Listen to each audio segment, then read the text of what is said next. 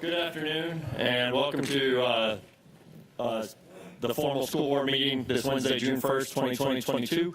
I am filling in for Dr.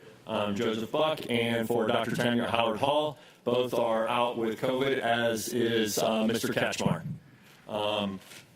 Ms. Mary Davis Brown has stated that this meeting has been posted in accordance with the laws of the state of Georgia, so we will move forward with the meeting. We do not have an individual to sing the national anthem today, so we will all rise and say the Pledge of Allegiance.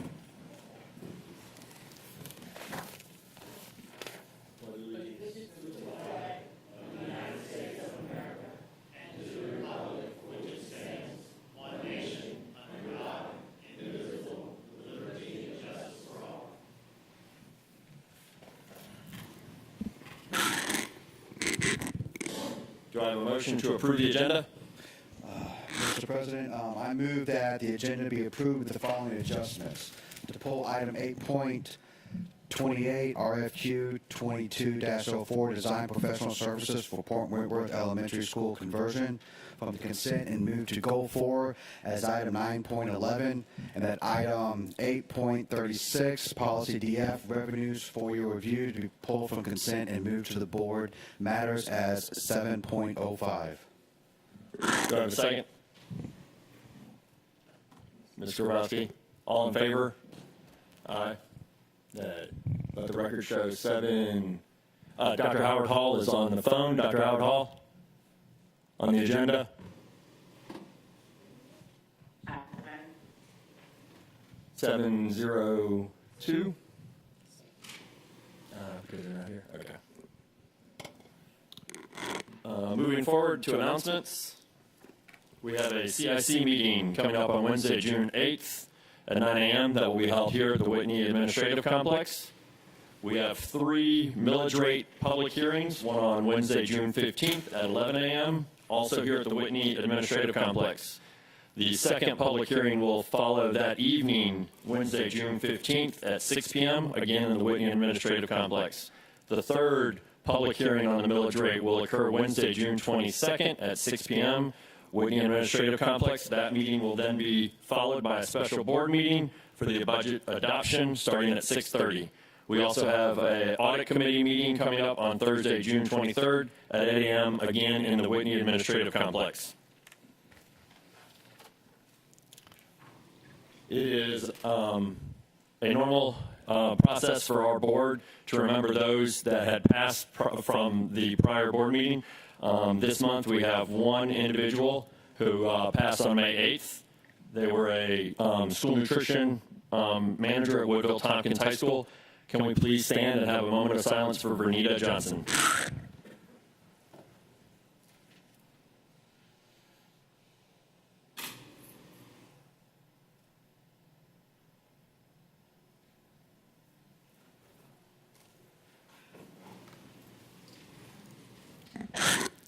It is my privilege to hand the mic over to Dr. Ann Levette to give us her Superintendent Student of the Month and also her good news report. Thank you, Mr. Presiding Officer, members of the board. It is my pleasure to share with you our featured Student of the Month for May. She is a 4th grader at the School of Humanities at Juliet Low Elementary. This student became eligible for the gifted program in kindergarten, and she has consistently earned high honor roll every quarter since then. Her nominator says, all her work is exceptionally good in every subject area, always organized, responsible, respectful, and attentive. She is eager to learn and to participate in extra activities or clubs at our school. This young scholar enjoys reading and writing competitions, and she participated in the Story Under the Stars writing competition. She also participated in the reading competition using the Helen Ruffin chapter books this spring. And in her usual fashion, she studied all 10 books associated with the competition, not just the ones she was assigned to read. Our student says, my parents motivate me to do my very best so I can keep going every day and be successful. I admire doctors, and whenever I meet one of them, I'm inspired by their work. I'm also influenced by my teachers who teach me how to study and how to operate. Our Student of the Month for May, will receive multiple gifts from our community partners, including a gift card from Members First Credit Union, a pizza certificate from Donato's Pizza, and her class will receive printed copies of her favorite book, Meet a Doctor by Anne Marie Anderson, as sponsored by our longtime associate, E. Shaver Booksellers. In addition, she will take home a portrait by Upscale Images photography that's provided by Savannah Chatham County Public Schools. Please allow me to introduce to you our Student of the Month, Ms. Zakiya Hancock. And I thank Zakiya. Ms. Zakiya's principal, Ms. Wright, is here.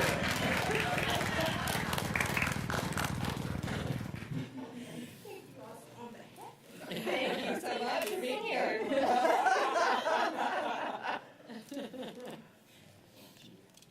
Thank you for your service and our best to Ms. Zakiya.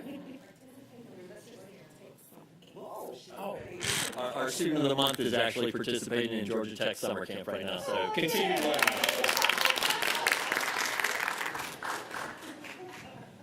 Thank you, Ms. Wright, for being here. We are always happy to acknowledge some of our top scholars, and it has been our pleasure to get to know her. And for the good news report, congratulations to the class of 2022. I'd just like to say it was a glorious week last week as our commencement ceremonies were held May 23rd through the 26th at the beautiful End Market Arena.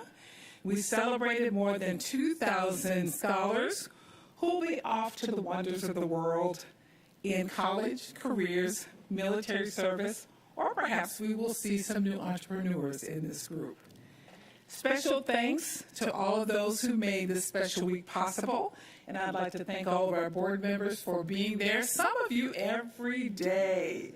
And it was just a glorious time to celebrate with our students and their families. We'd also like to offer a special thank you to our graduation committee.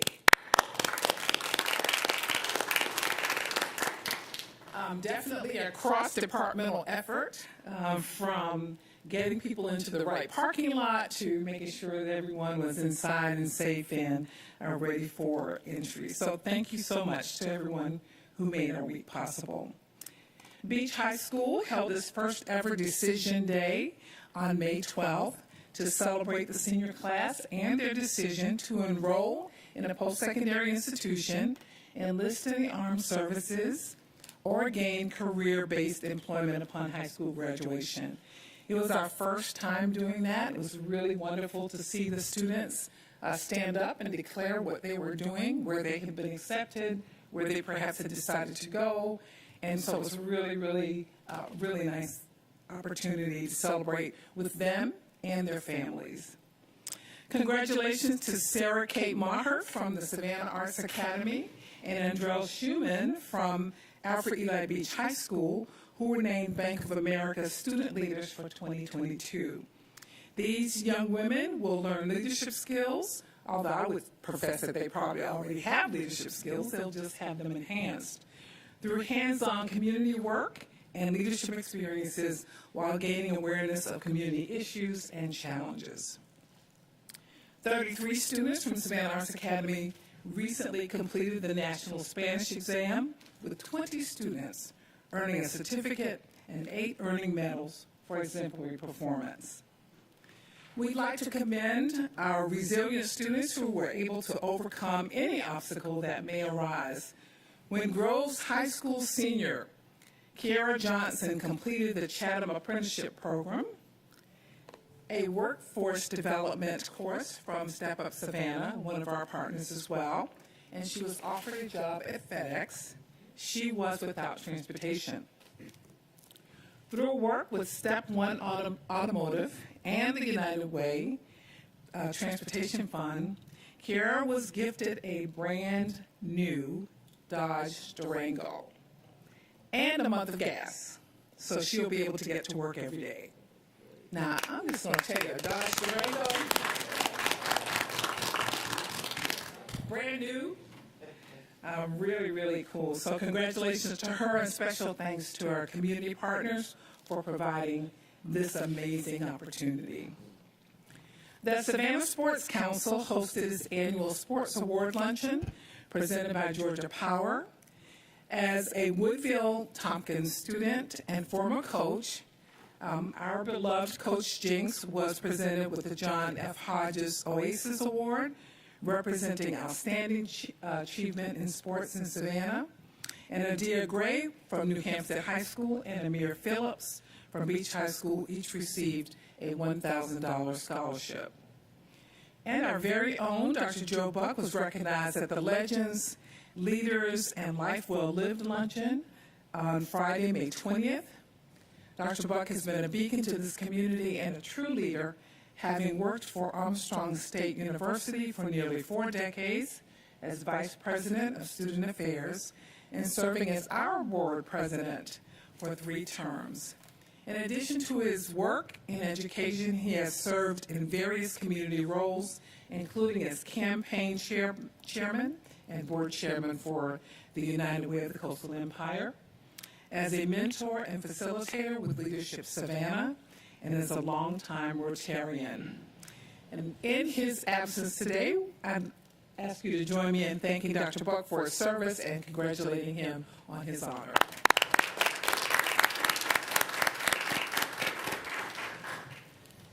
We have closed out our traditional school year on May 24th for our young people. Today begins our summer sessions. So all over the county, we have students engaged in summer learning for acceleration and for enrichment. So we want to thank the staff and families and all of our supporters who are providing very valuable learning experiences for our students beginning today. Those classes will run through approximately June 30th. We're excited to offer more than 100, I think it's probably more like 200 experiences for students this summer. So that is my official report. I am looking for our Teacher of the Year, who is not able to join us today, but I think she provided a report for your review. That is my official report. Thank you very much for the opportunity to serve. Thank you for that. Officer Muhammad, if you could give us our safety brief prior to appearances. Good afternoon. Please remember the most useful comments are those that are related to matters of policy over which the board has jurisdiction. All comments shall be made in a professional manner that is not disruptive to the meeting. Guests should avoid name calling for staff, board members, and should avoid use of profanity. Please follow the instructions of the board chair who presides over the meeting. The board chair reserves the right to call anyone out of order who violates the rules of public appearance. We appreciate your interest in the work of our school system. Thank you. I have 2 speakers signed up today. Ms. Morgan, if you would like to please come up and address the board.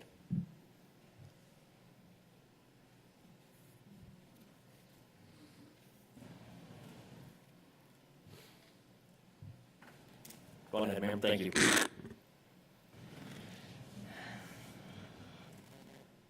Good afternoon, Dr. Levette and school board members. My name is Stephanie Morgan. I am a mother of 5. My oldest is at New Hampstead High School, and I have 3 children at New Hampstead K-8, plus a 3-year-old at home. Thank you for allowing me the opportunity to speak to you today and listening to what I have to say. Today I'm here to speak to you about the Belltime proposal, specifically for New Hampstead K-8, and just how it will negatively affect the families of our students, teachers, and staff. You all received an email from me on May 17th addressing the issues I see with this change, plus the issues other families and teachers have shared with me. I truly hope that you read it in its entirety. I have the pleasure of serving on our school council, and I attended the meeting we had with transportation. In this meeting, our school council shared many concerns on why the original proposed time of 9 to 4 would not work. We strongly urged them to come up with a proposal that could leave our bell time the same or even move it to earlier to be more cohesive with the high school's bell time. They didn't listen. So now I have hope today that you will listen. As a mother of children at both schools, it's extremely difficult dealing with the current 45-minute bell time difference. I sit in the car a lot, and this is not always easy with a 3-year-old. Honestly, it'd be easier for me to just let my kids ride the bus, but I choose not to so that there's room for more children who truly need the spots. On top of the fact that transportation is never on time and there's always problems with the buses, even prior to COVID and the driver shortage. As a stay-at-home mom, I have this option, but many parents do not. When you moved our bell time to 8:15 last year, this caused many families with working parents to need to utilize the buses that they had never done before. This proposed time will cause more students to need to ride the bus because their parents won't be able to take them. I personally have had at least a dozen families tell me this proposed change will make them have to put their children on the bus. This proposal, if passed, will cause more children to need to ride the bus. This isn't helping transportation's problem. This is not the solution. We were told last year the change was to help transportation, and now we're changing it again. It seems there needs to be some other form of change happening within transportation. I sat down myself and looked over the current bell times and compared them to what they would be if this proposal passes. This proposal is moving all elementary schools to the same time at 9:15. That's 23 schools. Also, for the 7:30, 9:40 time, there's 19 schools. Logically, it doesn't make any sense that they can have this many schools at this time frame, but they cannot keep our 8 K-8 schools at 8:15. We just got word yesterday that there will be before and after care options for our next school year, but we were told they're very limited spots. This proposal will also cause more parents to need before and after care who do not currently need it, which can create a financial hardship on families, and it takes more of the spots. Other issues that have been brought to my attention, these are peak work travel hours, making the traffic worse for our buses, families, and teachers. It will make our children's commute on the buses longer. On top of the amount of construction that's currently happening on Little Neck Road and I-16, plus our sports.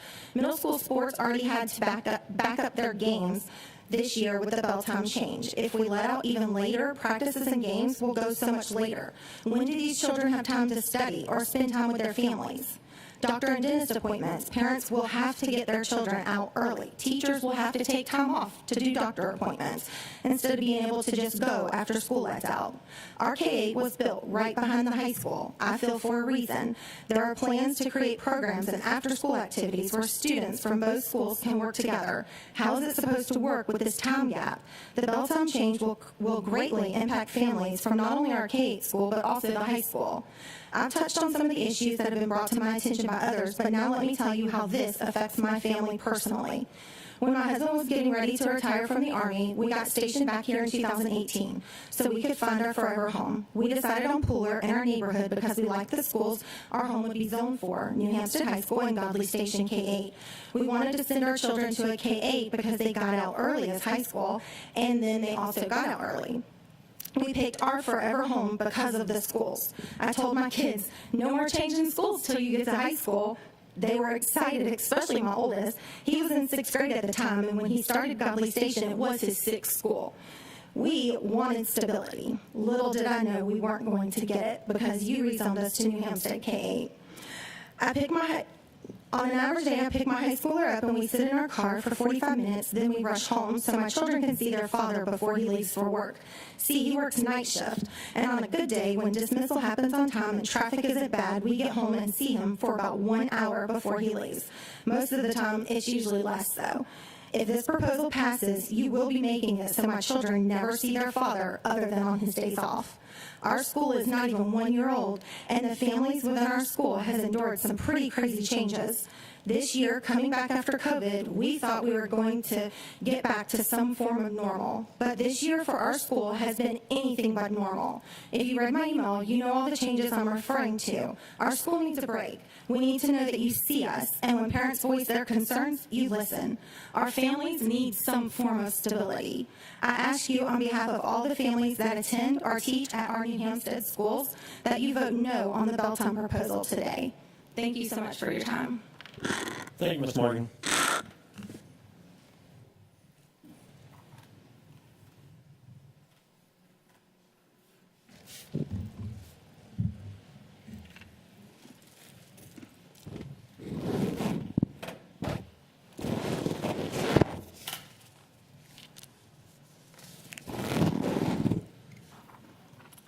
Ms. Gay?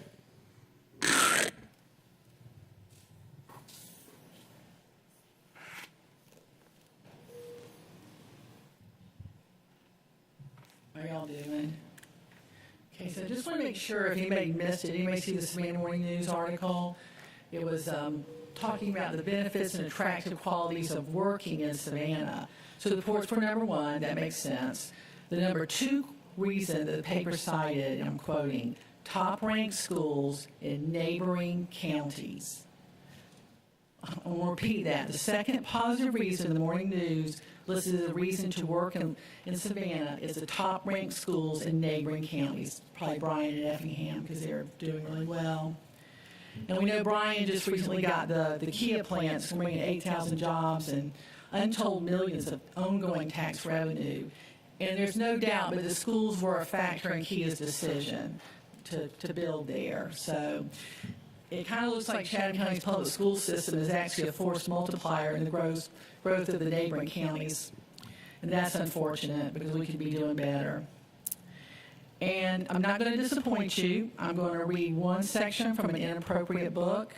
In a media center, there's one chapter titled, and I'm quoting now, "Sex work is not a bad term."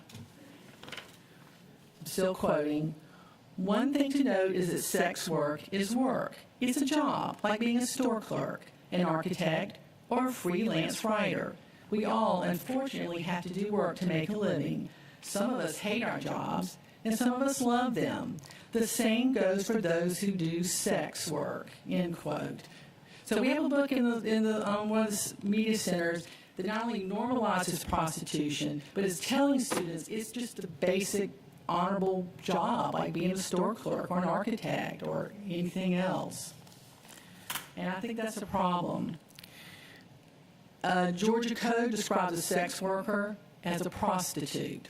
Georgia Code 166-9 reads, "A person 18 years of age or older commits the offense of prostitution when he or she performs or offers or consents to perform a sexual act, including but not limited to sexual intercourse or sodomy for money or other items of value."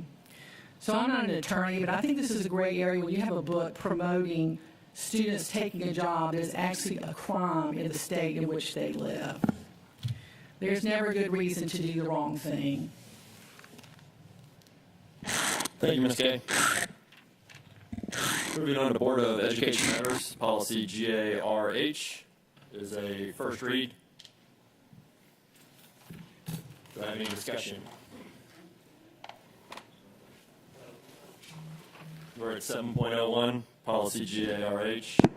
Employee leave and absences is for your review, first read.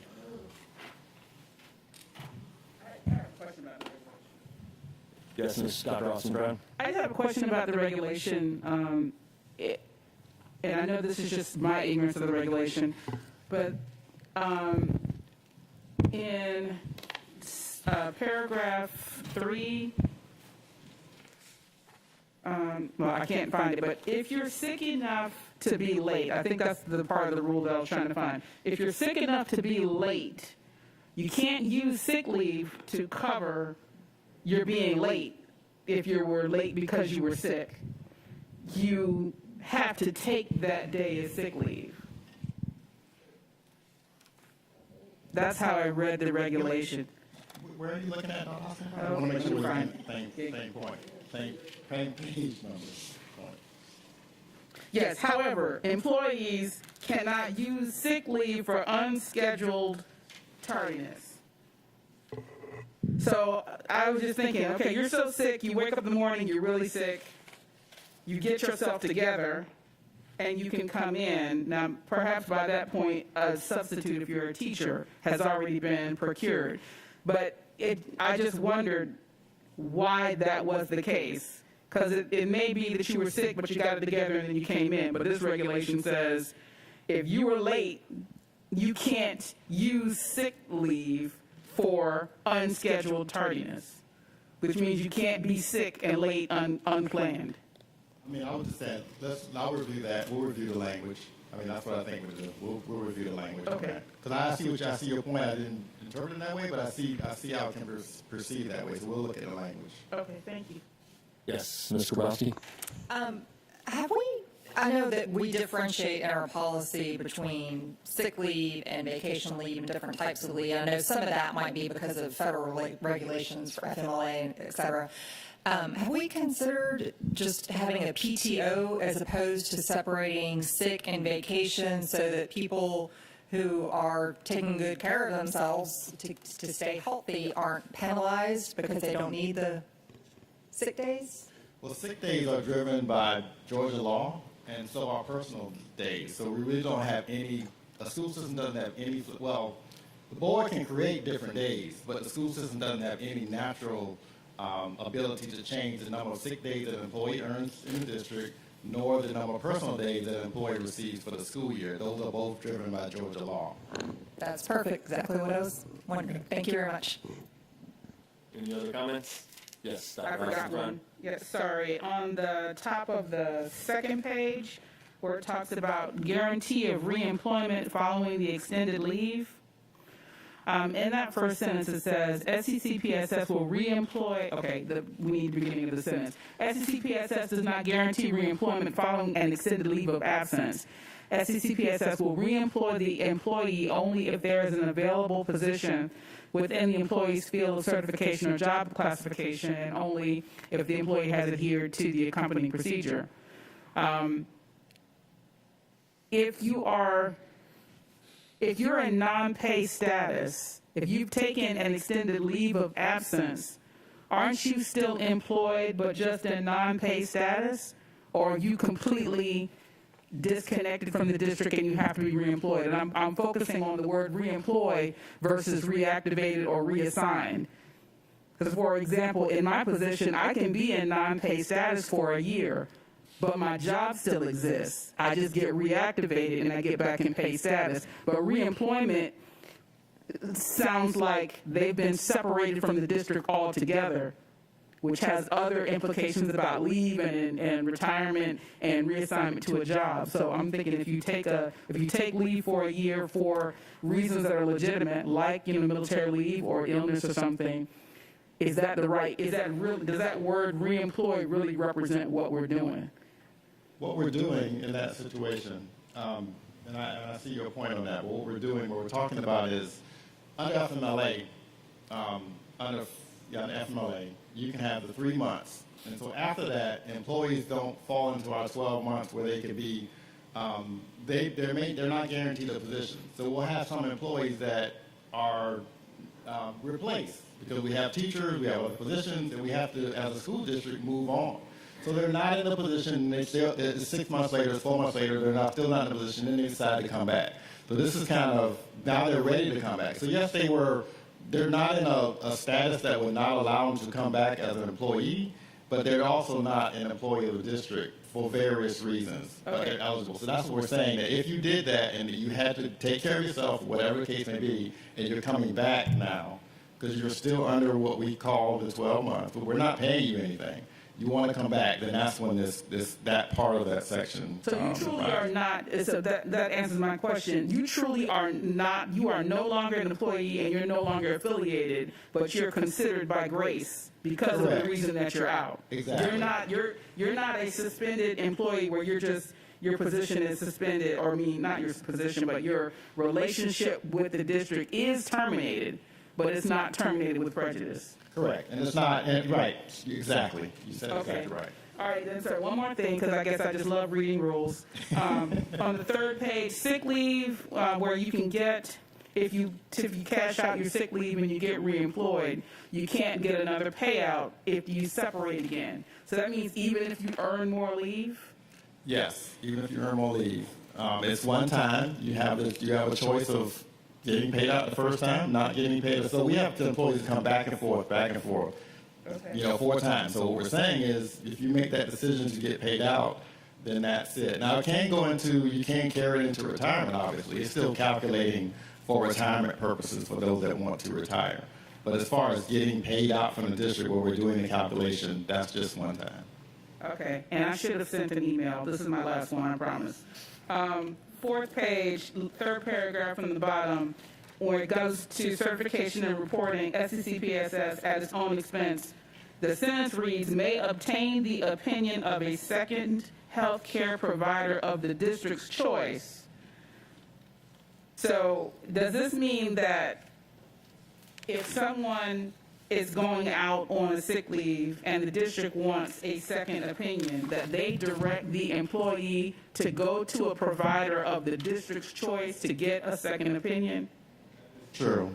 Rare, but true.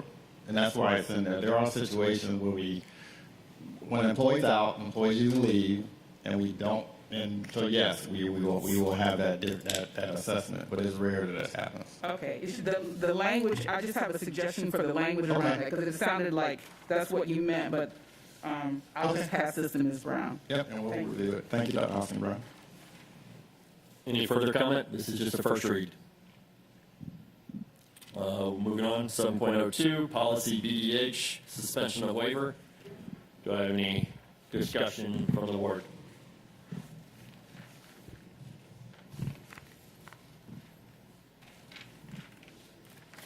And that's a first read. Moving forward, policy 7.03, policy EDCB, bus conduct. Do I have any comments from the board on that? I do. Yes, Dr. Hoskins-Brown. Thank you. I just have a question that students with an IEP can be suspended for a short term, which is 1 to 5 days, no more than 10. Did those numbers come from a statute? Like, how did we come up with the number of days that represent short term? I see Mr. Dennison moving to a microphone.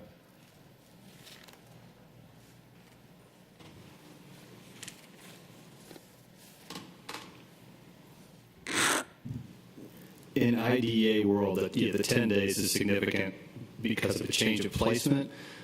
This is really there to err on the side of caution to avoid. Arguably, it wouldn't amount to a change in placement, but we're trying to err on the side of caution here to make sure we don't get into that scenario, that particular legal challenge. Okay, thank you very much. Yes, Ms. Grabowski. This is not specific to bus conduct, but since we did have our Teacher of the Year here to talk about our discussion with the Professional Senate, I just want to take this opportunity to mention a comment that was shared by one of the teachers and we were talking about teacher retention, and she said 99% of the teachers that she knows that have left teaching, it's been around behavior issues. And we've seen an escalation in challenges in behavior, and we know many of the reasons why. But I just think this is an opportunity for us to all be mindful of the importance of supporting our students and families, and for our families also to have the conversations with their students about the importance of behavior, whether you're on the bus, the classroom, or anywhere else, because it does have a ripple effect, and a negative one at that, on not only your classmates, but also the teachers and our faculty and staff. Thank you for those comments. Moving forward, 7.04, naming of Jenkins Ball Field, second read and adoption. I would like to hand the floor over to Dr. Deanna Hoskins-Brown if she is willing to read this into a motion. You read the rest? Oh, go on ahead, Bernadette. Sorry, I'm taking Bernadette. Sorry to fall over.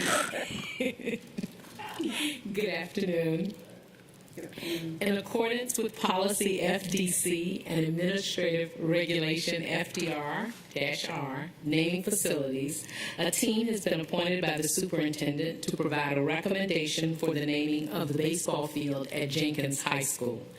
The proposed name was read into record during the regularly scheduled board meeting held on May 11, 2022. The committee met as required and has unanimously agreed to name the field after Terry Webb. The naming of the baseball field is now presented for board action in accordance with board policy that states, before adopting a name for a facility, the name shall be presented to the board at one meeting and voted on by the board at the next meeting. Thus, be it resolved, upon recommendation of the superintendent, that the naming of the Terry Webb baseball field at Jenkins High School now be approved by the board. Got a motion? I move. Motion from Dr. Brown, second from Ms. Hines. Is there any discussion? I would like to thank the members of the community, and especially former Principal Don Stewart, for their singular focus on how to recognize the culture that they want to celebrate at Jenkins High School, and how they saw that as manifesting in the spirit and the memory of Terry Webb. The committee consisted of our staff members, Ms. Vanessa Miller-Kegler, Bernadette Ball-Oliver, Principal Heather Handy, Don Stewart, Gary Crawford, Alex Seidensticker, Anthony Williams, Michael Wilson, Josh Parker, Riley Howard, Preston James, and Gary Crawford. And as I mentioned last month, it is very rare that you have a naming committee where only one name comes forward, only one, even in the first brainstorming session, there was only one name that encapsulated how the community felt about Mr. Webb. One parent said, "I vote Terry Webb, father for all time." Another said, "Such a great man, I am truly at a loss for words. He meant the world to me, made me a better person and player than I ever thought I could be. Terry was a wonderful, down-to-earth, kind man who impacted me for many years. May God's peace that passes all understanding be with you all." Just the words of what an environment this individual created, I think, constitutes the necessity of naming this facility after him, and I'm happy to represent. Any further discussion? I'd also like to note that Principal Stewart is here in the house to see that this gets voted on and approved, I'm guessing. So, all in favor? Dr. Howard Hall, are you still with us?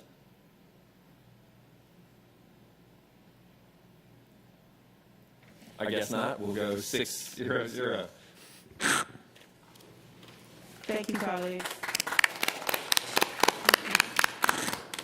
Moving on, 7.05, this is policy DF, revenues. It was pulled from consent because some board members wanted to have some discussion, so it is now on the floor for discussion.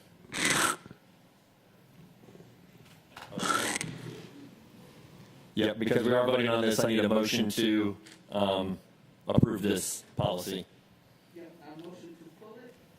Yes, the motion to pull it gets it to be able to where we can discuss it, correct? Yes, thank you. Name's David, not Robert. I don't know all the rules.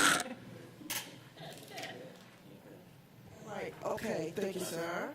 I ask that we pull this policy to take another look at it, and from what I understand, possibly someone has some more information that they can share with us. If not, can we just hold this off from voting on it today and look at it at one of our later meetings, maybe in the next couple of months, so we can detailedly decide on what we're doing. Is that a motion to table this? Yes, sir. For further discussion outside of a meeting? I've got a second. All in favor of tabling this for a later date? I don't think that this needs to be acted on today, correct? District staff? Okay. So we're voting on the tabling of this. Yes. All in favor of tabling policy DF to a later date? Just one more time, Dr. Howard Hall. Have you shown? Oh, she's there. So there we go. She's back. Moving on to the consent agenda. Do I have a motion to approve the consent agenda? Motion by Dr. Dan Hoskins-Brown, second by Ms. Hall. All in favor of the consent? Dr. Howard Hall? Aye. Motion passes. Oh, sorry. Opposed? Abstaining? I'm not used to having to look left. I'm only in the board meetings. I have to look right.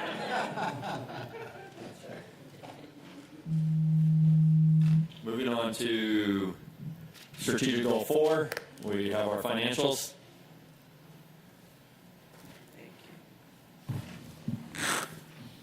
Good afternoon, everyone. Afternoon.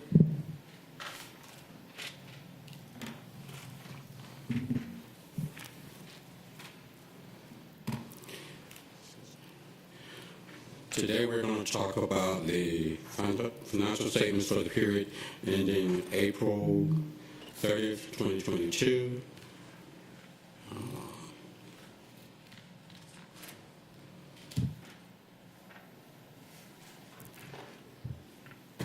For the general fund revenues, local property taxes are right at 65.2% of the budget, which is a little bit lower than last year of 73%. The payment pattern, we believe, is related to the way people receive additional funds, stimulus funds, and all that additional income from last year. The last couple of years, people actually pay their taxes on time and early. This year, starting to get back to normal patterns. The general fund actual revenues that are at 71.5% of the current modified budget, which is lower than last year of 76%. But we do feel like the additional revenue will come in during the summer months as people, again, they're back on their regular schedule, normal pattern of making payments, and we will collect that money. We believe to collect the money before the summer is over. General fund expenditures, actual expenditures, for teachers are around 8% of the current modified budget, which is lower than expected of 83% of the prior year. Other support salaries are at 70.4%, which is also lower than the expected range of 80 to 83%. The total general fund actual expenditures are 79.5% of the current modified budget, as compared to 72%. And as I mentioned the last board meeting, as the years go on, we're going to get back to normal operations. So expenditures are going to go up every year compared to the prior year of expenditures. So that percentage amount is going to go up every year until we get back to a level playing field. We have no concerns about any of the other funds. We still concentrate on school food nutrition. Get there on this slide.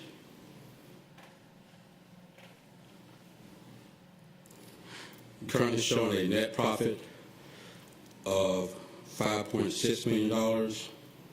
For FY22, we have budgeted, as we mentioned before, about $3.1 million in operating transfer from the general fund.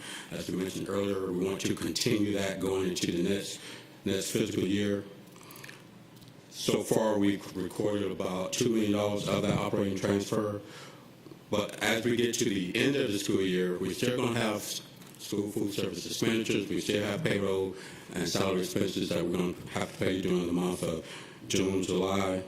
So we're going to have some additional expenditures in school food service, but we should finish the year again with adding some money to their fund balance, which is going to help them in future years. At this time, we have no other concerns, again, about any of the other funds. Most of them are pretty much on target. Are there any questions? Yes, Mr. Bowski. Under the food service, are we providing meals during Embrace for our students? I don't remember. During the Embrace program, are we providing meals? We are. Okay. Yes. And when students come back in the fall, will the free meals be available? I know that's going to be phasing out with From CARES, what? the free meals that we Yeah. were providing before? From what we were told, that ends this school year, it has ended this school year, so we won't have the additional free meals for all students starting in fall. Okay, thank you. Another one of the reasons we didn't want to make that adjustment for school food service fund, Right. because we knew that was going away. That was going away. I thought so. Thank you. Yes, Mr. Johnson. I got another question about school nutrition. I just want to make sure that we're still going to offer the free breakfast, though. Because we had done free breakfast prior to the pandemic. Yes. Yes. Yes. We will continue to provide free. I just want to make sure at least we're doing that. So. Yes. Yes, sir. Any further discussion? Moving on to the quarterly change report. Is that also you? No. Mr. May? Yes, sir. Okay, thank you.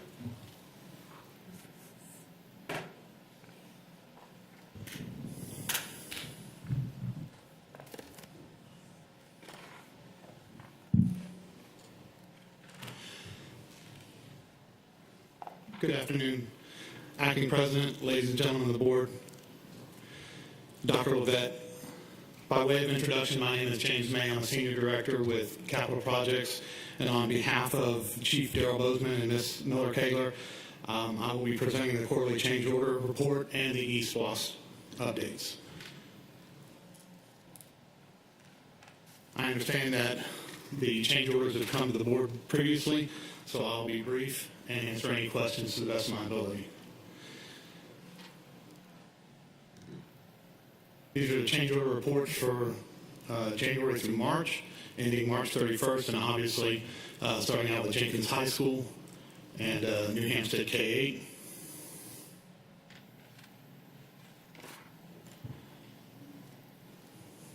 And continuing on as we continue to try to close out New Hampstead K-8.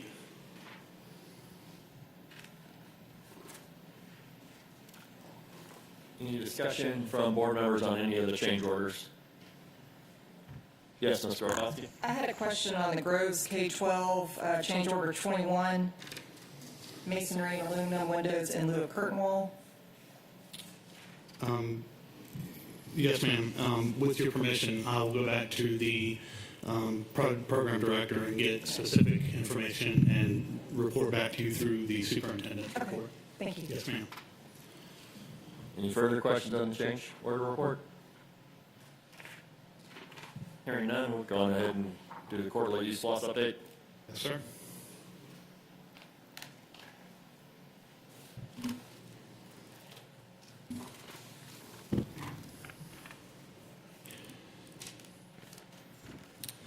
These are the eSPLOS tax revenue collections for eSPLOS 2 and eSPLOS 3. We're showing no more proceeds for eSPLOS 2 or 3 and eSPLOS 4, 3 or 60 months. We are currently showing positive integers as projection and collections continue to beat expectations for eSPLOS 4.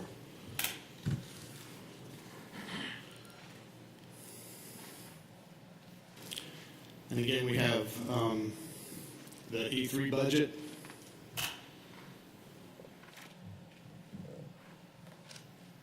We're showing costs for projects equal to receipts and zeroed.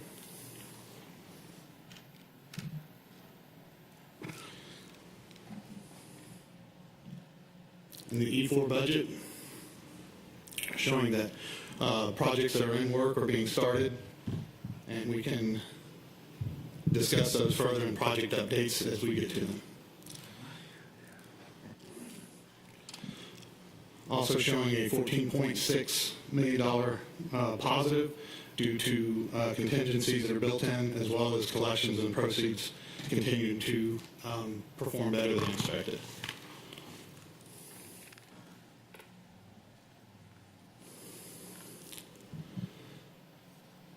For the Groves K-12 multi-school campus, current progress is the roofs are currently being assembled and installed.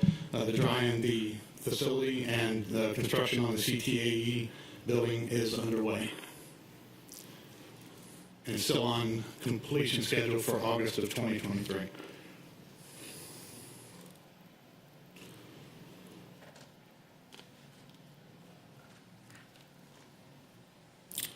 Windsor Forest High School is currently under review.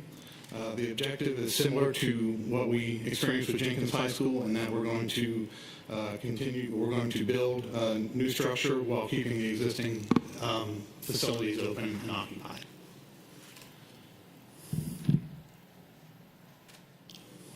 And these are proposed renderings, but all of that is still under design and development review.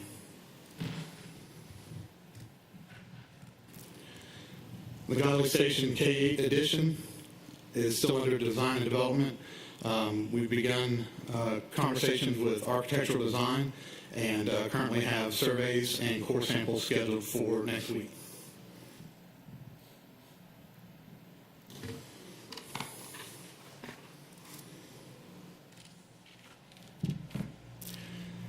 Pulaski Elementary School, obviously we are working to convert the K-5 to a K-8. Design and development and site layout is nearing completion. Proposals are, CMR proposals are in and under review, and look to reward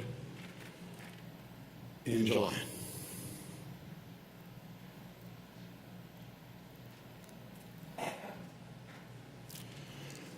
J.G. Smith Elementary School. The site options for the new school are under review. For Jacob G. Smith, do we have a schedule of, and certainly follow up later is fine, just to be interested in a schedule of what we think we're looking at from a design standpoint, and when we might have some community outreach meetings? Yes, ma'am. I believe, if I'm not mistaken, that is also part of the program development and trying to get that scheduled as well. But I know that it's a topic of conversation.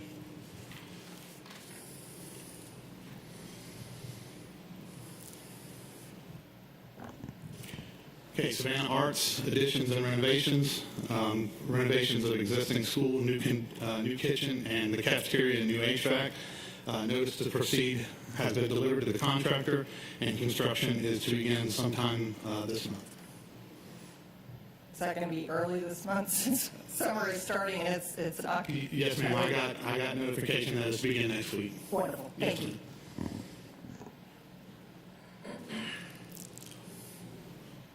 And we have a list of renovations that are scheduled to begin planning phases.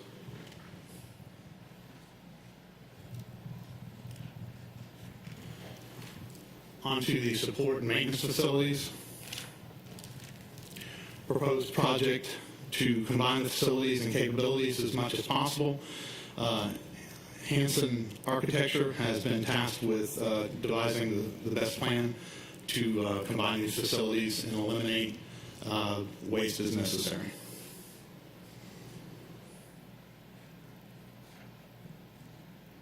HVAC projects. Forming is currently in progress. The next three, Garden City, Myers, and Duran, have all been awarded contractor and are to start over this summer as well.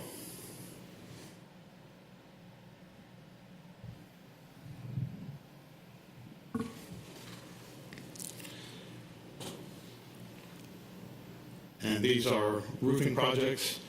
Charles Ellis is scheduled for 2023 completion. Unique is that school will probably have to be empty to have the roofing completed on that one.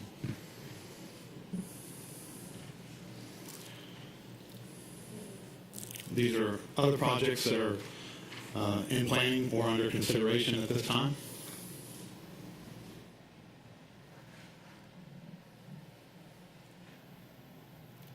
And I open it up to any questions. Yeah, thank you, Mr. May. Any questions from board members? Yes, Dr. Howard Hall.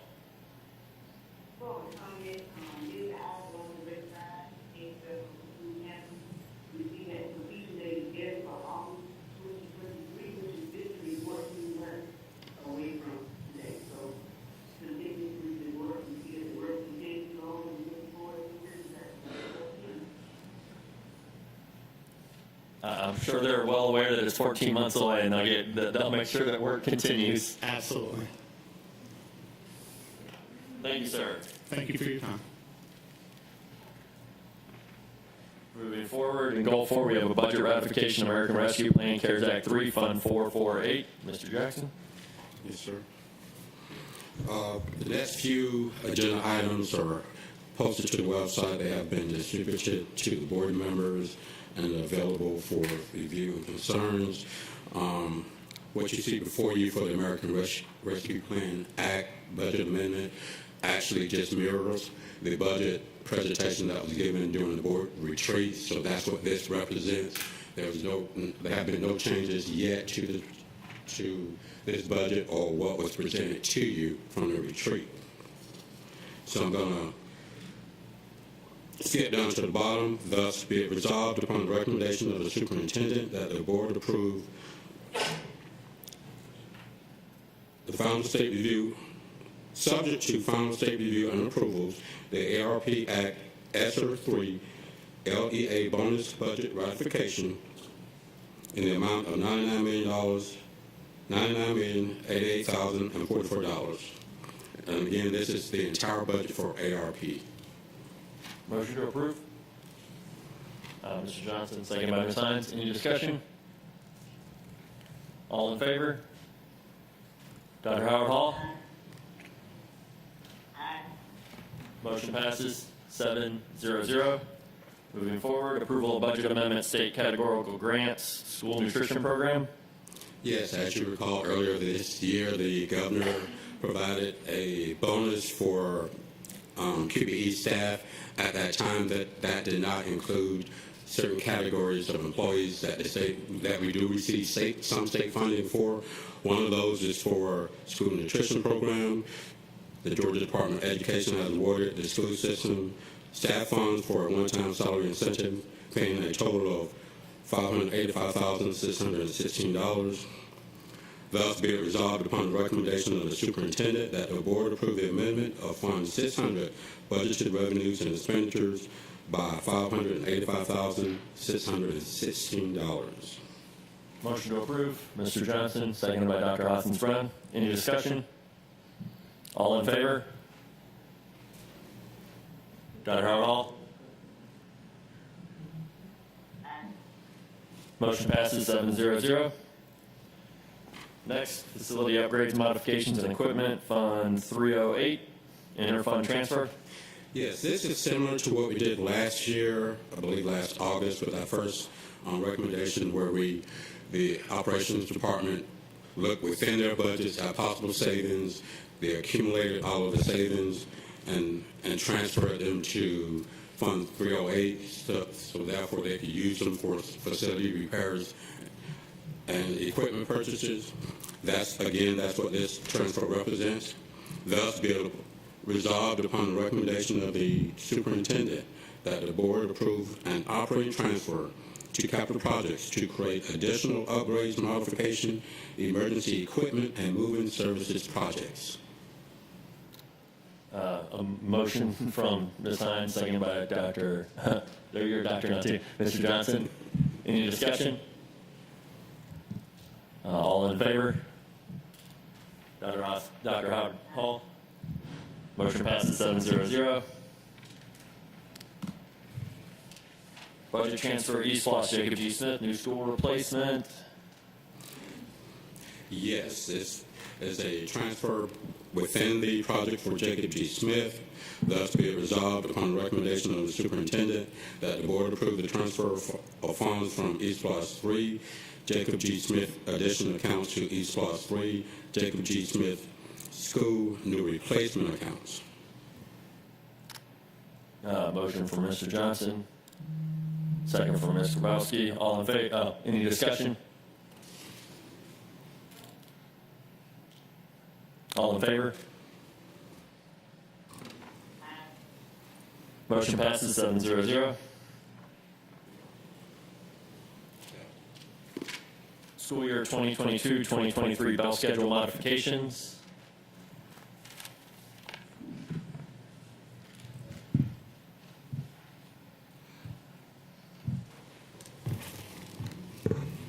Good afternoon. Afternoon. In support of the board's effort to maximize resource efficiency within the district's pupil transportation program, staff is proposing certain bell time modifications to include adjustments for Godley Station, New Hampstead, and Rice Creek K-8 schools. Adjustments to bell times for Mercer Middle School and 12 elementary schools are also being recommended at this time. Changing the bell times from 8:15 to 3:15 to 7:30 to 2:30 for Godley Station, from 8:15 to 3:15 to 8:40 to 3:40 New Hampstead K-8, and from 8:15 to 3:15 to 9 to 4 for Rice Creek will provide stronger alignment for these schools within their respective geographic areas, resulting in improved routing efficiencies, including on-time arrivals. Changing the bell times from 7:40 to 2:40 and to 8:15 to 3:15 for Mercer will improve routing efficiencies based on the swing site location. Changing the bell times from 9 to 3:45 to 9:15 to 4 for 12 elementary schools, Bloomingdale, Butler, Gadsden, Garden City, Gould, Howard, Jacob G. Smith, Low, Pooler, Pulaski, Schumann, Windsor Forest, will establish a singular bell time for all elementary schools, which will in turn result in improved routing efficiencies. Thus be it resolved upon the recommendation of the superintendent that the board approve the proposed bell time schedule to remain in place for the next 2 school years, 2022-23 and 2023-24, and the change would go into effect beginning in the 2022-23 school year. Do I have a motion to approve? Ms. Hines, do I have a second from Dr. Hoskins-Brown? Discussion? Well, I think I said this morning in our informal session that I feel that we're trying to do our very best with the situation in which we are in. And I think you are working very hard, you in transportation, trying to serve as many children as you possibly can. And I really don't see anything wrong with all of the elementary kids being on the same schedule, having them on the same bell schedule. So I'm sure I'm going to hear about this, but if you've done all you can do, then what else can someone expect from you? You're also looking into after-school programs to assist parents that have to go to work early or pick up the children late. So what else are you asking us to do? And this is Hines speaking. Thank you. Dr. Hoskins-Brown? Thank you. I will add only a little. Mrs. Hines has represented my comments. I will say only with the aftercare that we have made changes in the past. It's certainly, I do not argue with the psychology that has been discussed previously, but we simply don't have bus drivers. We just don't have bus drivers. This is not driven by anything besides that human resource issue. I feel like it will not be convenient for the aftercare either, but I suspect that they will follow the resources and that they will adjust to the schedules of their clients. At least I would hope that they would do so. Yes, Mr. Wowski.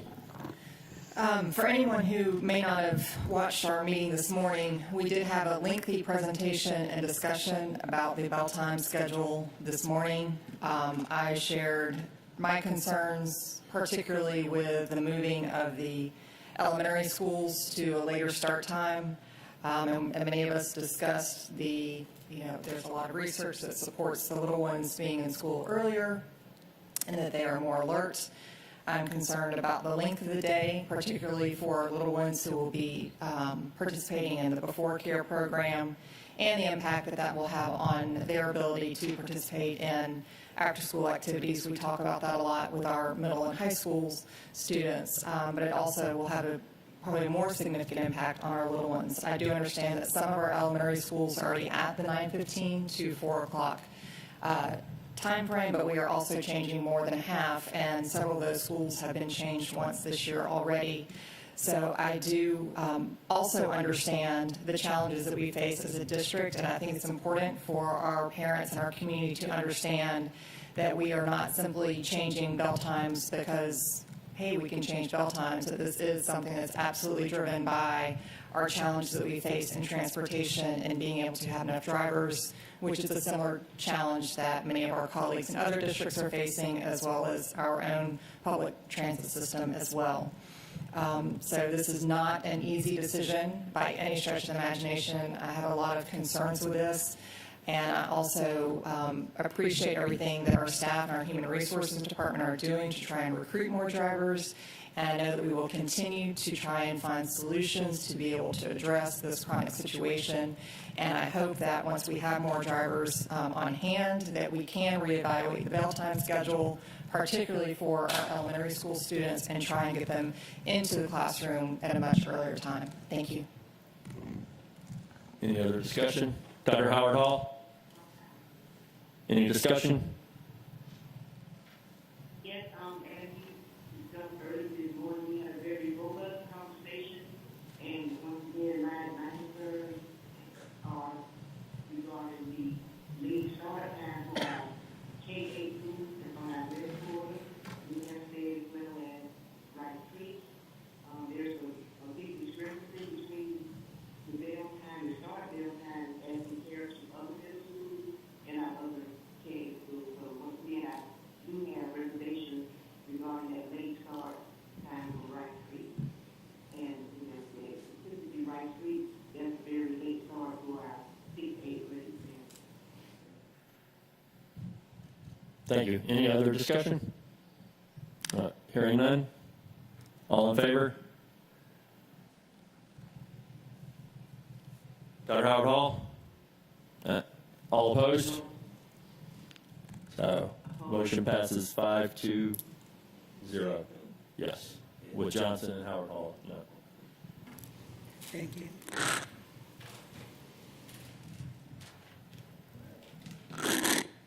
Tentative adoption of fiscal year 2023 budget, all funds. Is that you, Mr. Jackson? Yes, sir, for the last time.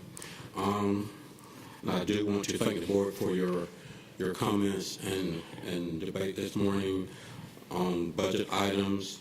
I do want to assure you that staff has kind of met recently, and we do have a solution to get to that minimum wage, fair minimum wage that was discussed this morning. We're going to get that to the superintendent before this week is over, and meet with the board members and share it with you how we're going to get there. We can do that within the 0.5 meal rollback and make sure we can do something fair for our staff to get them to that fair minimum wage that was requested by board members. So as I get into this, I do want to point out most of the other fund budgets will stay the same. When you see them for the final adoption in June, we're going to have to tweak the general fund budget just a little bit. It's not going to, shouldn't change that much, but it may change a little in total. But we will get you to that finish line that you all are requesting. In accordance with the law and policy, staff presents the tentative fiscal year 2023 budget for all funds. The budget consists of 5 components: the general fund, general obligation debt budget, special revenue funds budget, capital projects funds budget, and other funds budget. The final budget under consideration reflects a millage decrease of 0.50 mils for a total combined millage of 17.631 mils for maintenance and operation, and 0 mils for general obligation bond debt. The tentative fiscal year 2023 general fund budget expenditures and other uses total $503,539,222. This budget will receive $343,197,372 in revenues from local revenue, $157,925,995 in state revenues, $3,210,476 in federal revenues, and a contribution to fund balance of $794,621. The estimated ad valorem tax millage rate for the calendar year 2022 is 17.631. The ad valorem tax revenues were calculated using an estimated adjusted net maintenance and operation digest of $18,148,614,265 for calendar year 2022. General obligation debt budget, the tentative Fiscal year 2023 general obligation debt budgeted expenditures total $50,000. Note this is duplicated below in the debt service fund budget and other funds section. The estimated ad valorem tax millage rate for calendar year 2022 is 0. The ad valorem tax revenues were calculated using an estimated net bond digest of $19,177,514, $514,293 for calendar year 2022. Special revenue funds budgets, the tentative budget for fiscal year 2023, and other uses total $199,615,695. The following budgets are included in the chart below. The tentative fiscal year 2023 other funds budgeted expenditures total $3,971,973. Those budgets are included in the chart below. Capital projects funds budget. The tentative fiscal year 2023 capital projects funds budgeted expenditures total $84 million. This budget is based upon estimated costs to be incurred between July 1st, 2022 and June 30th, 2023 for approved projects. Thus, be it resolved upon the recommendation of the superintendent that the Board of Education adopt the following budgets. Fiscal year 2023 general fund budget for $503,539,222. Fiscal year 2023 general obligation debt budget for $0. Fiscal year 2023 special revenue funds budget of $199,615,695. Fiscal year 2023 other funds budget for $3,971,973. And fiscal year 2023 capital projects funds budget for $84 million. Do I have a motion? Ms. Hall, second by Dr. Deanne Hoskins-Brown. Any discussion? Yes, wouldn't it behoove us to table this until we get the updates through Dr. Levette's office? I believe to move forward with our 3 meetings that we have to pass a tentative budget today. Yeah. This is just a tentative budget. We will get all of the recommendations to you before you do vote on the final budget on June 22nd.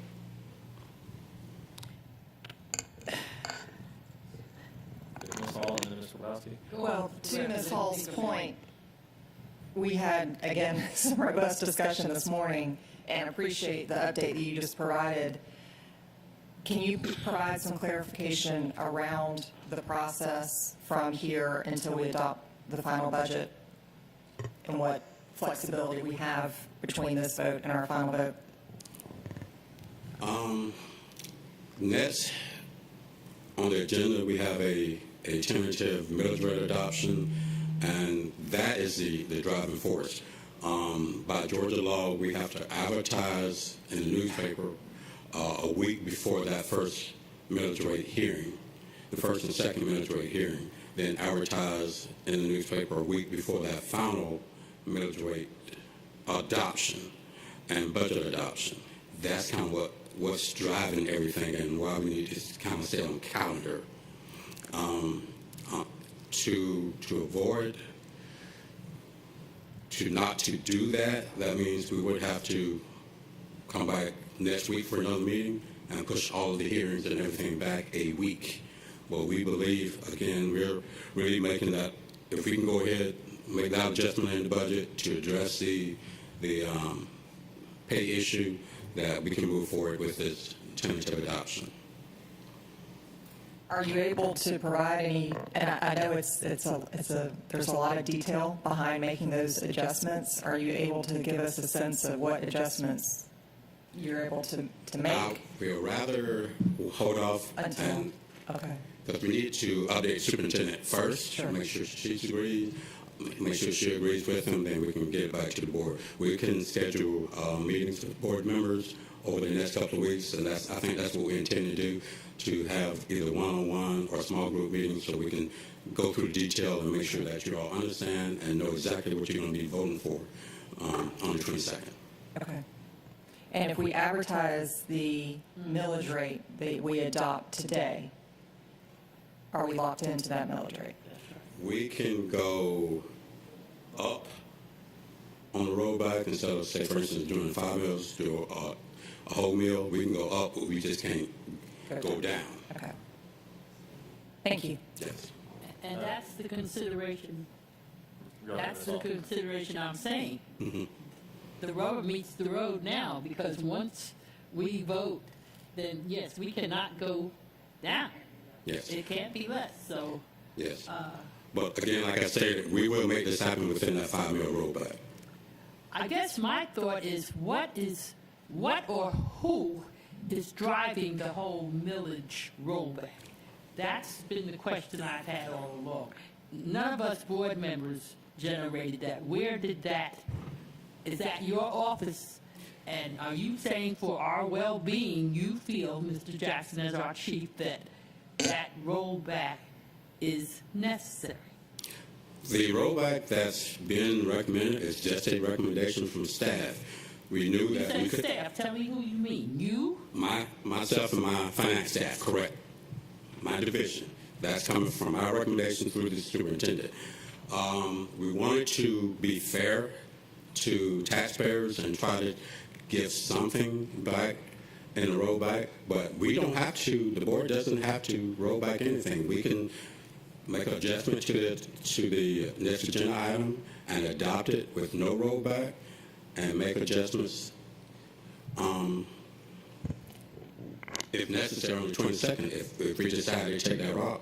But at this time, it's up to the board whether or not you accept that recommendation or we go with no rollback. Well, board members, I'd like you to just think about maybe us setting aside the millage rollback for 1 year till 2023, and we have a chance to iron out some of these employee resource problems that we're having, as opposed to moving forward with it now and kind of being tied in now without really knowing what we can achieve. Is there any discussion about that? About Yeah, I'm going to follow the people that have shown. So, Dr. Hoskins, Brown, you seconded. Did you have any discussion? I do. I think my concern is that if something could be voted on today that was more conservative, that allowed the possibilities that board members are talking about, that would make me feel more comfortable. You're saying that all the things that we asked for this morning are possible. That would be basically voting on a blind budget, and that feels a bit uncomfortable. So what you're saying is that if what I understand to be the case is you can't increase the amount that would be taxed from what is voted on today, but you can decrease it. Correct. For instance, you can adopt the budget, and we can make changes to this budget in either direction. The budget itself, we can change. It's just that millage rate, we just can't go down. But if we adopt it with no change, then you have flexibility to just leave it where it is, as was already recommended. But the budget, we can adjust up or down. Okay, so the motion on the floor is the budget and not the millage rate. Correct. That's right. Okay. The millage rate does come next, but discussion of the millage rate is actually out of order on this motion. Well, the millage rate is stated inside of this budget. Which is, yeah, so that, yeah. Yes, the millage rate is in the first paragraph, a millage rate decrease of 0.5. So if we It says it's based on, reflects a millage decrease. okay, so that doesn't bind you to the millage decrease. The actual millage commitment is in the next motion. Correct. That is It correct. just says that's the algorithm being used for this budget. Right. To calculate the revenue So for this this can budget. be passed, Correct. and we can get to the motion that really is the issue, is my understanding, but I'm happy to hear from legal counsel or someone else. Is that interpretation of this resolution too liberal?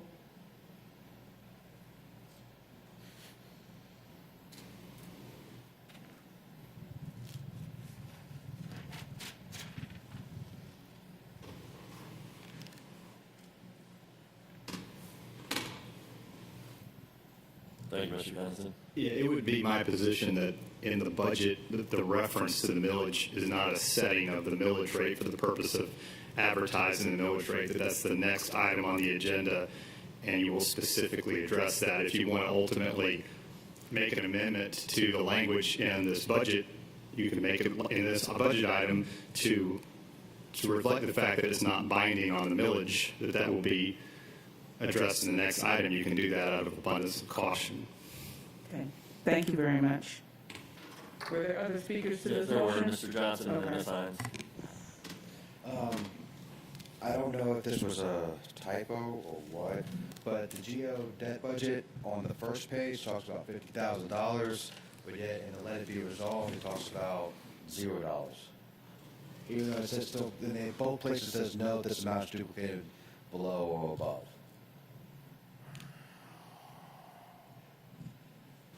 That's just a typo. Okay, I just wanted to make sure, I noticed that, and I'm sorry I didn't point, so, I just wanted to make sure that it wasn't, I didn't oversee something. Ms. Hines? I'm sorry. Let me back up. You are correct. It is $0. The $50,000 for debt service, that's the budget that you're adopting, and that's in the other funds budget. So the way it is on here is correct. Because we currently don't have any general bond obligation debt, so that's $0. All right. And it's actually something we can take out of the language in the future. Mr. Jackson, only my concern here about changing the millage rate, I think, I'm also thinking about if the economy turns down within the next year. And Right. this is, economists speak of this all the time, that we are in recession or we're headed toward it. And if this happens, how is this going to affect us if we make changes here? That's my concern. It won't affect us. It won't help us positively, will it? If our economy turns down, It doesn't. that's my concern. Right, and you're correct. We don't know when that day is coming, but as the economist says, it will come. So that's something we have to keep in mind. That day may come. And the digest, as historically, it has gone in the other direction where property values did go down, and we are anticipating that someday that it will go down. Do I have any other discussion before I speak a little? I just question why we're at the 9th hour and we're discussing the millage rate again, because we've had a couple meetings, we had an extra meeting for the budget, we had individual meetings with Mr. Jackson about changing from 1.0 to 0.75 to 0.5. I think the district, in my purview, is trying to be responsible for both parties, the people that are impacted by the budget inside the district, but the people that make up a large majority of that budget, as our citizens of Chatham County, I just feel like they're being financially responsible for both parties, and it's somewhat unfortunate that we're at the right at the precipice of having to get this done, and now we're deciding to have another discussion about it, and it's even more unfortunate that not all of us are here. So any other discussion prior to voting on this, and then we'll, I'm sure, discuss a little bit more on our next agenda item that is the village. No? Okay. As it is here, right here. We are voting on a tentative adoption of the fiscal year 2023 budget, all funds as presented by Mr. Jackson. Yes. All in favor? Aye. We have 4 opposed. Oh, we have 5. Sorry, 5. Motion passes 5-0. Sorry about not counting well. Moving forward to calendar year 2022, fiscal year 2023, tentative recommended tax millage levy. And again, I can read this as is, then the board can move to make changes to what is read. Under Georgia law, the Board of Public Education for the City of Savannah and County of Chatham is a recommending authority that exercises the power to cause the levying authority, the Chatham County Commission, to levy property taxes to carry out the purposes of the Board of Education in accordance with law and policy. It is necessary for the board to adopt the recommended calendar year 2022 millage rates for both maintenance and operations and general obligation bond indebtedness and their corresponding levies and taxable property. The calendar year 2022 millage rates used in the projection of revenues for the fiscal year 2023 budget are 17.631 mills for maintenance and operations, a 0.5 decrease in mill, and 0 mil for general obligation debt, for a combined millage rate of 17.631 mills. The millage rate for maintenance and operations is in compliance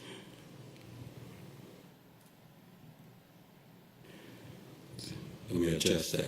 The millage rate for maintenance and operations is below the rollback rate calculated by the tax assessors as required by OCGA 48-5-32.1. The tentative adoption of these millage rates is required at this time to meet statutory timelines for millage adoption. Accordingly, staff proposes these millage rates be tentatively adopted. Thus, be it resolved upon the recommendation of the superintendent that the Board of Public Education for the City of Savannah and the County of Chatham, as provided by law, does hereby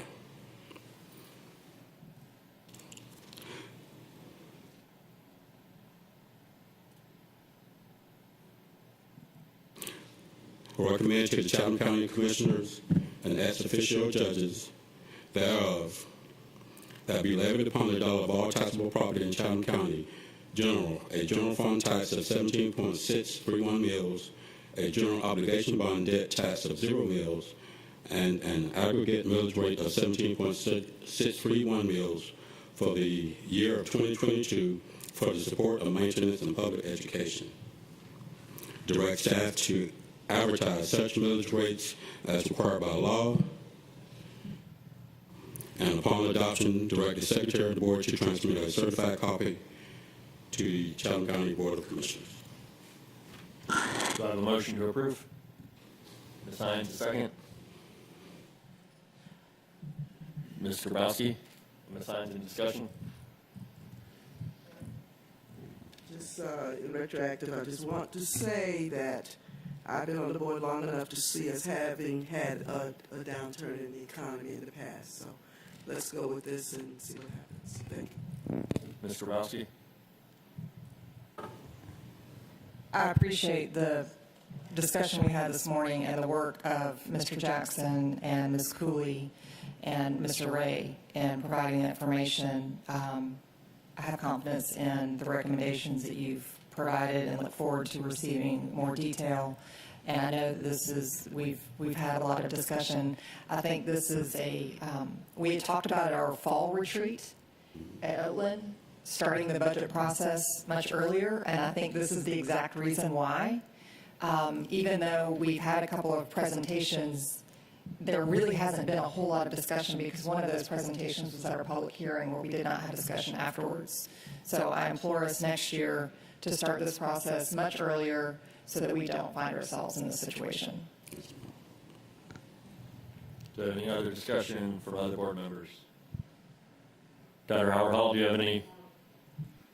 If I just like just echo and thank Dr. Beck staff along with Mr. Jackson for the work that they've done. We currently do have a healthy fund balance, and as I mentioned previously, our staff do not use fund balance to balance the budget. So we are capable of the rollback. So I will just reiterate that we discussed this previously at the last meeting we had here. So I appreciate the work that you're doing, and I trust your judgment in this program. Thank you, Dr. Harrell. Any other discussion? All in favor of this resolution?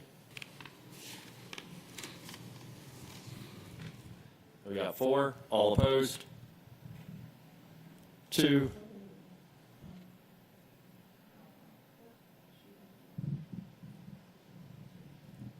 Dr. Howard Hall, did you want to vote? Oh, I thought you heard, yeah, I was in favor. Dr. Howard Hall would be in favor as well. Motion passes 5-0. Our final point today was also pulled from consent. The design professional services for Port Wentworth Elementary conversion to SCC PSS Police Headquarters. Is that also you, Mr. Jackson? Yes. I can read the item.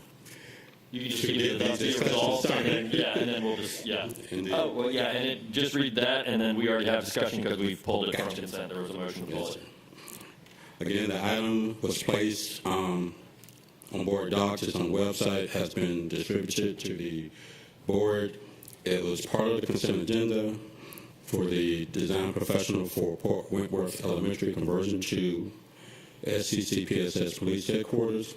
Thus, be it resolved upon the recommendation of the superintendent that the board approve the contract with Raymond Engineering for design services for Port Wentworth Elementary conversion to SCC PSS Police Headquarters for a total design professional fee of $145,000. And we have, I know we wanted to pull this from consent, so discussion, Ms. Hines? My question is this the location at Port Wentworth, once it's completed, is this going to be the main station for our police department, or will we have substations in other areas of Savannah? Fortunately, Chief. Okay. Thank you. I hear. That's Chief talking? Yes. Proceed, Chief.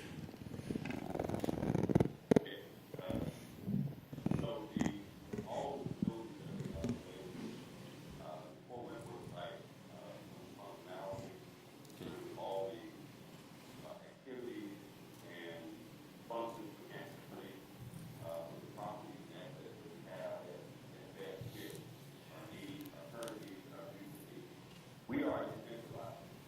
We have officers throughout the 426 square miles of schools, 55 schools. We operate as those schools in partnership with the schools. We have a strong presence all across the district. We're not like traditional police departments that we have people out of control. Our people are located in schools. Our police facilities are used to facilitate administrative services, support services, training, investigations, quartermaster, our active shooter simulator will be housed there to train our folks on how to respond to a crisis or an active shooter in one of our schools. Despite although, if I was magic and had other sources or options, I would consider those, but given the resources that we have, we think it's the best fit. We also think we can deploy the way that we deploy. We have zones set up throughout the entire district. Those zones are set up with supervisors and supervisory staff that are out in the schools lending support and services. So we don't deploy from the Port Wentworth site. We deploy from where officers are located and working throughout the district. This is mainly going to be used for training for our new folk that come onto the force.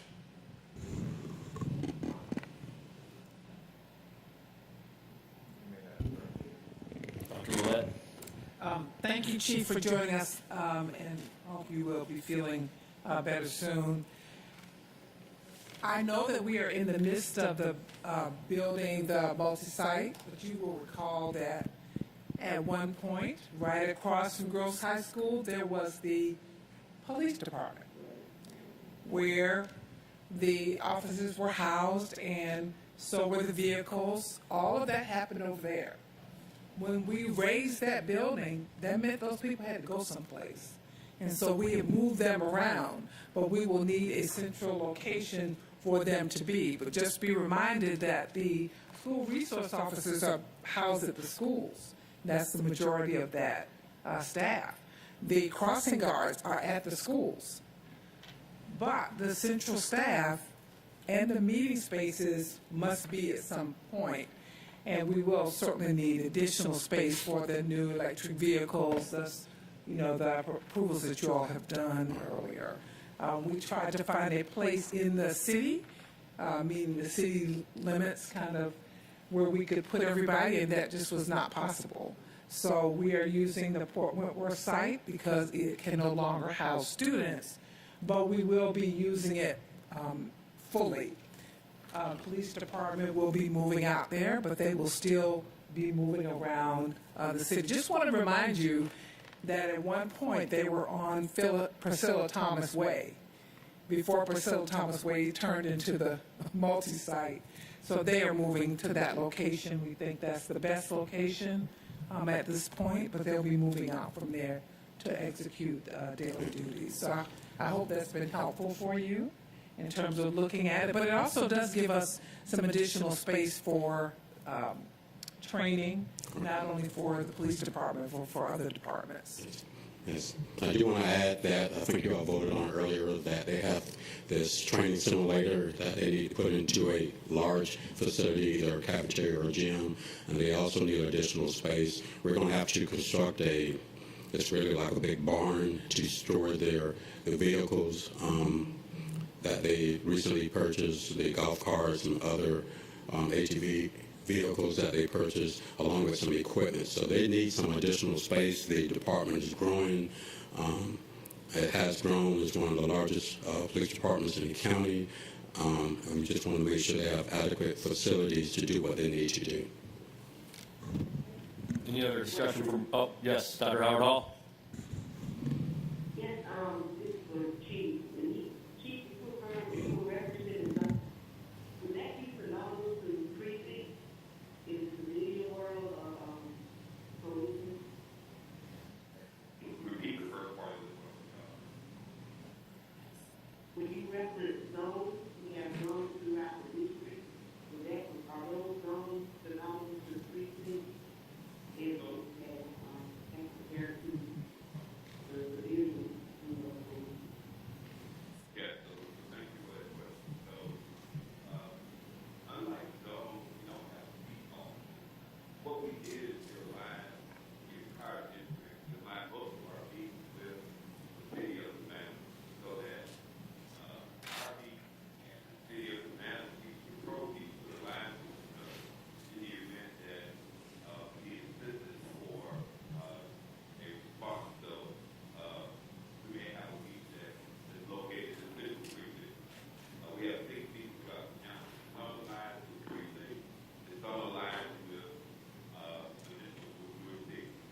And so we have those, there are just for jurisdictional reasons and how we design manpower to respond to support a response and respond to a crisis that we're. Any other discussion? Motion to approve? Sorry, vote, vote to approve. Dr. Howard Hall? We got 6. Dr. Howard Hall, are you a yay or a nay? yes. Motion passes 7-0-0. That is all the board matters that we have. Do I have a motion to adjourn? Mr. Johnson, second. Dr. Hoskins Brown. All in favor, say aye. Aye. Thank you very much.